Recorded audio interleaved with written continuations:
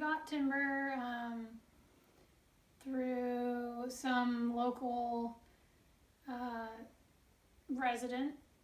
Timber was about 8 pounds when we got him. He was playful and did all the kind of normal puppy stuff, but sometimes he would kind of corner himself in a part of the house, and especially when we would feed him, he kind of wanted to be alone, so there were some things that he did that were a little confusing, and he didn't really wag his tail. The issues that we had with Timber is that he was aggressive, and he first started guarding his food from us when we would feed him and want to bite us when we were near his food, or he just wanted to protect it from us, which was weird because we were the ones feeding him. He sometimes would guard me from other people. As people came up to us that were strangers, he didn't really want strangers around. He kind of would jump at people or try to bite people randomly, and we never really knew what would trigger him, because sometimes people would come up and he would be super happy and almost act like a normal dog, and then some days he didn't want someone near, so that was hard to tell what his triggers were. We tried to fix it by taking him to trainers and understanding how we could train it out of him, doing a lot of work with his food, trying to have his food out and practice him not guarding it from us and getting aggressive when his food was out. And he would go from 0 to 60, so we didn't have much warning if he decided to launch himself at someone. And we put an e-collar on him so that we could try to correct him, which was what our trainer had told us to do. So that's kind of how we tried to help with his behavioral issues. We did fix him as soon as we could to see if that was maybe something that would help with his behavioral issues, but it didn't. Timber's breed was a mix of Border Collie. His mom was a Border Collie Pit Bull mix, and his dad was a full Siberian white Husky. When I was sitting once with a blanket on the grass with some other people when he was younger, this was the first time he kind of showed aggression towards another person. He kind of jumped up and kind of growled at a young girl that came over to sit with us that was in our group.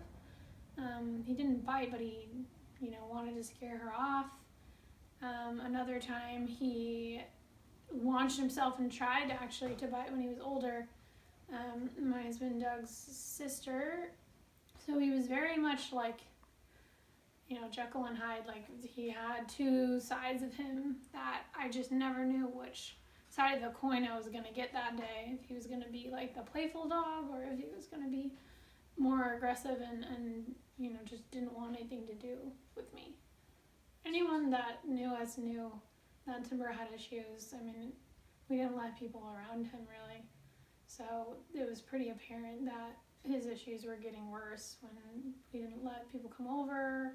Anytime people did come over, we would make sure that he was staying with my parents, who he did trust and wasn't really aggressive with, and most of the time they would leave him outside anyway, just to avoid any risk of aggression at them.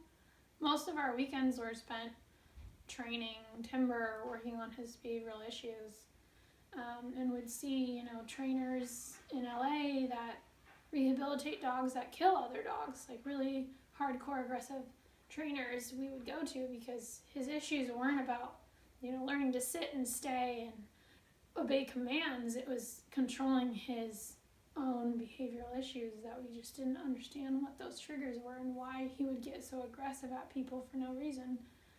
Doug was working with Timber, doing some training with his food.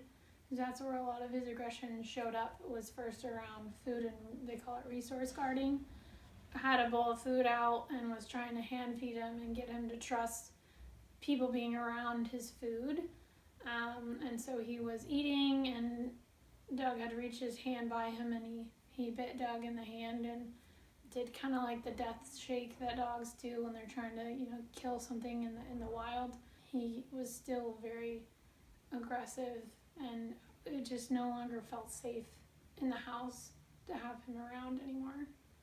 The day we put Timber down, we drove him to a vet, and yeah, that's where he was euthanized and put down. It was hard to put him down, obviously, because he was our dog and we got him as a puppy, and that was what we were trying to avoid doing with all of our training and efforts to rehabilitate him.